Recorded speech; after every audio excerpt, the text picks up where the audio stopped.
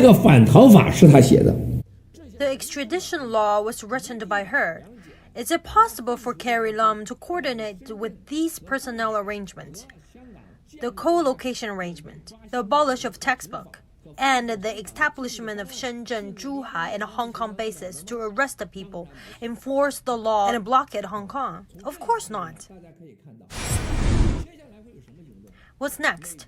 The US and Europe are going to tell you explicitly, as they said yesterday, that everyone in the US thinks Hong Kong is more important than Taiwan. They clearly want to tell you that as long as you don't abolish this extradition law, as long as you don't observe the basic law of Hong Kong, maybe Hong Kong is the de facto independence. Then your Hong Kong dollars will be destroyed. The free trade agreements will definitely be cancelled.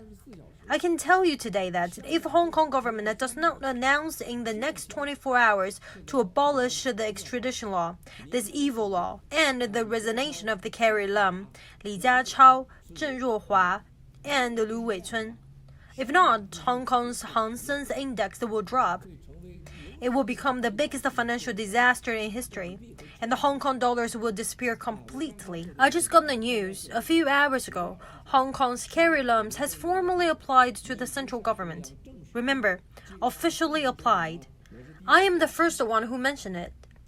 She herself said to resign, withdraw the extradition law, but however the central government did not reply. You see, there's the second Carrie Lam in Hong Kong, even more exaggerated. She calls herself the royalist. Her name is Liu Shui. She is targeted at this position.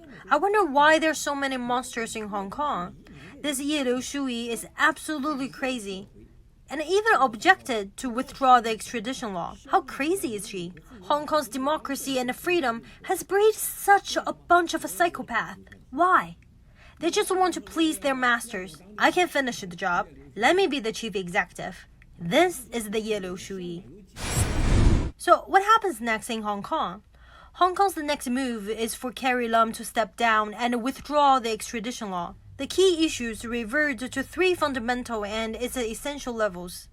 First, Hong Kong's chief executives must be the Hong Kong people, but universal suffrage. If there's no universal suffrage, we will not give up. Second, the CCP must recognize the basic law of Hong Kong and truly implement it. There should be international supervisions by the US, Europe, and the UK. Second, we need to honor our commitment and accept the international supervision. There's another condition to attach: security guarantees for all the foreigners to invest and live in Hong Kong. The third fundamental is about the financial independence of Hong Kong, which can never be controlled by the Communist Party of China. You can see Li Xiaojia of the Hong Kong Stock Exchange, which is 100% controlled by the Communist Party, right? Li Xiaojia can do whatever he wants to do. Is that okay? The Hang Seng Exchange in Hong Kong is all controlled by them. Can Hong Kong survive? The judges in Hong Kong, the inspection in Hong Kong, the lawyers are gradually being taken, including the Department of Justice is being infiltrated by CCP. Is it okay to go on like this? Surely not. Finally, I would like to share with you my thoughts on June 16.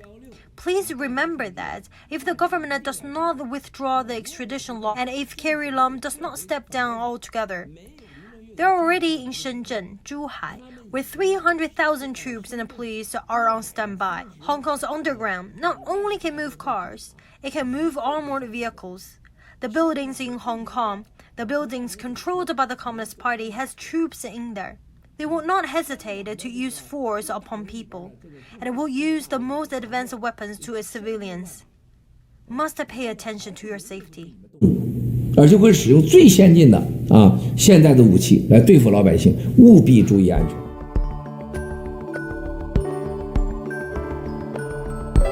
Thanks for watching. Please subscribe The Voice of Go Media.